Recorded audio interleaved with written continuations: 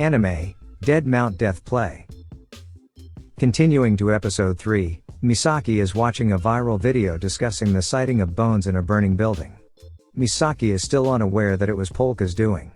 At that moment, Misaki immediately realizes when Polka asks for bones to move objects.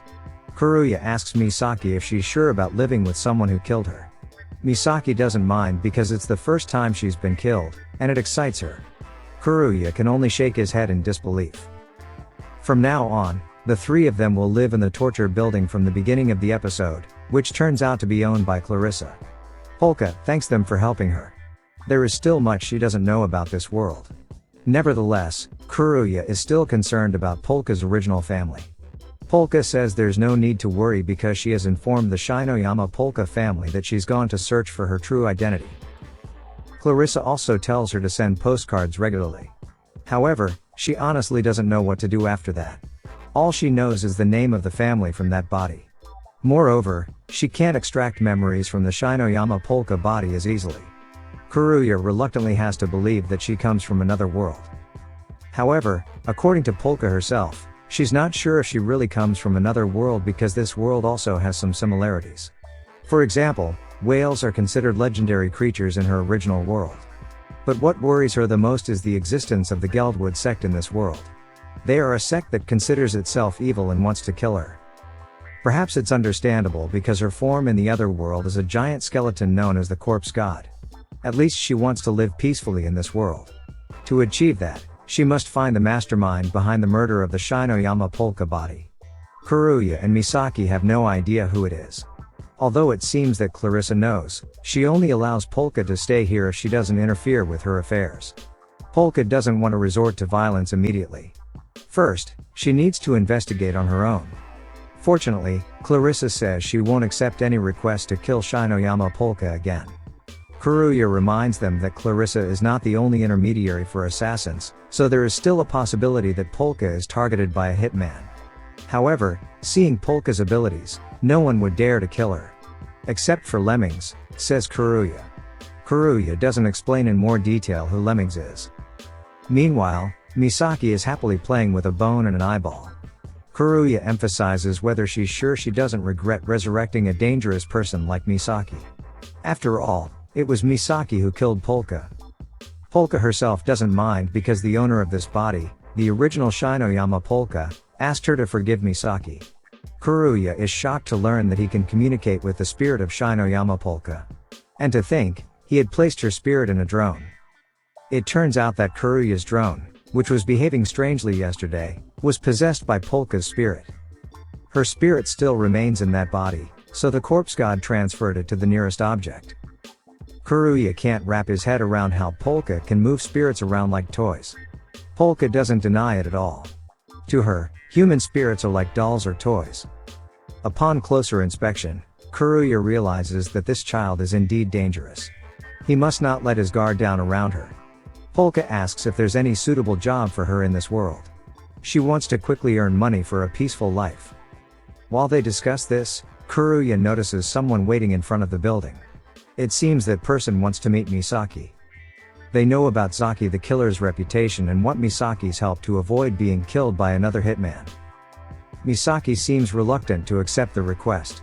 However, Polka, who is observing from the second floor, suddenly appears below and says she will accept the request. Upon hearing that Polka wants to take it, Misaki says she will be the one to do it. Karuya can't guess what Polka is planning. In the evening, Misaki begins her task. According to the information, the hitmen who want to kill the person are asleep in a building. They belong to Jinba's group, the person who killed Misaki's parents and who is now dead because of Misaki herself. Misaki sneaks into the building, but the hitmen are already aware and ambush her. After defeating them, the person who made the request ends up shooting Misaki with a pistol. It turns out that their goal from the beginning was to seek revenge for their boss, Jinba. However, it's not just Misaki who came to the scene, Polka is also there.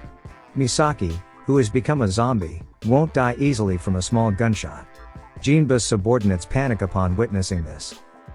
Polka receives a call from Karuya through the earphone given to her. Karuya speculates that Polka already knew this request was a trap. Polka actually didn't know either. What's clear is that she only accepted the request from the spirits of the children who were attached to that man. Polka then uses her giant bone magic to crush Jinba's subordinates. Finally, the spirits of the children can depart peacefully. Once they're back, Misaki opens her shirt and is surprised to see that the gunshot wound on her body has already healed. Polka feels a bit embarrassed seeing Misaki flaunting her breasts. Karuya is curious as to why Polka agreed to the request from the spirits of the children. After all, she said that human spirits are just toys to her. Human lives may indeed be mere playthings for others, but Polka likes toys because they can entertain young children. That's why she must take good care of them. Polka won't let the toys fall into the hands of irresponsible people. Karuya finally understands why they always have trouble connecting when they talk. Polka values toys more than lives. Polka then apologizes for using impolite language. Karuya honestly doesn't mind, especially since in the previous world, Polka is much older than him.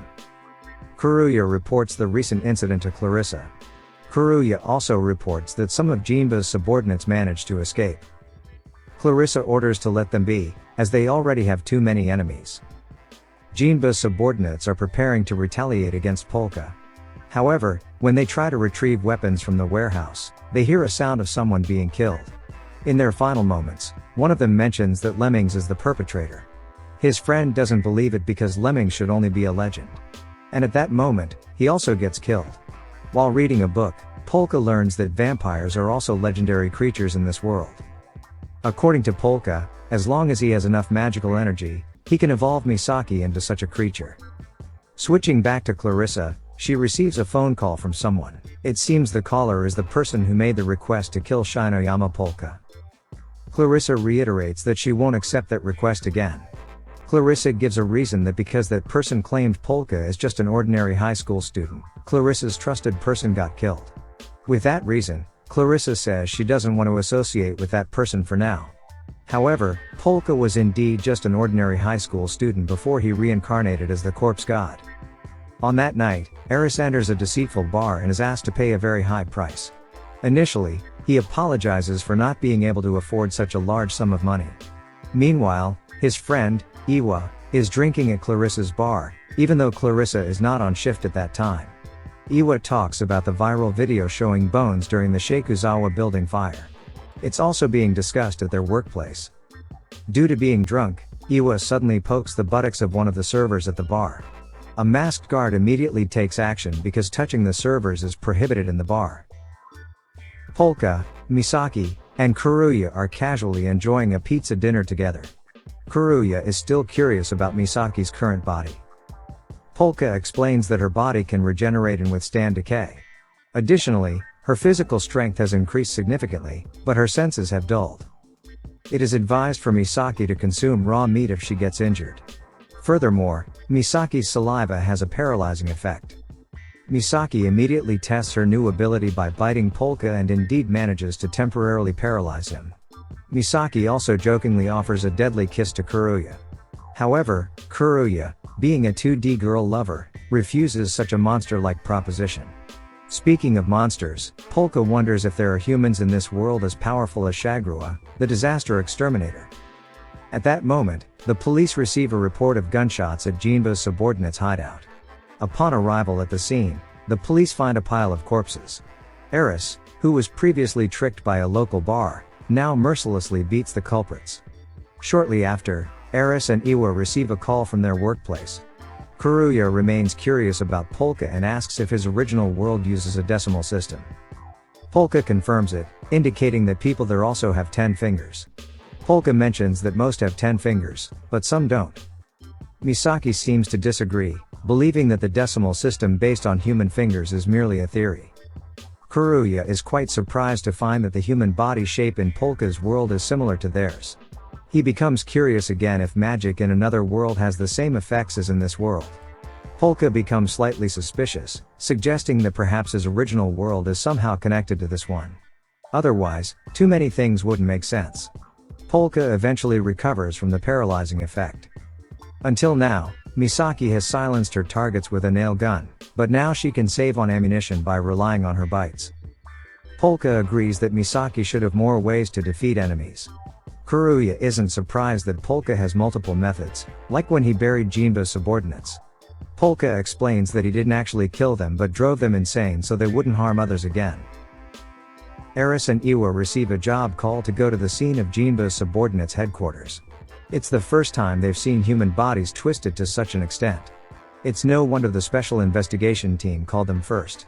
They are police officers in the department that handles supernatural cases. This is the end of episode 3. Thank you so much for watching. Don't forget to subscribe so you won't miss part 4 of this series recap.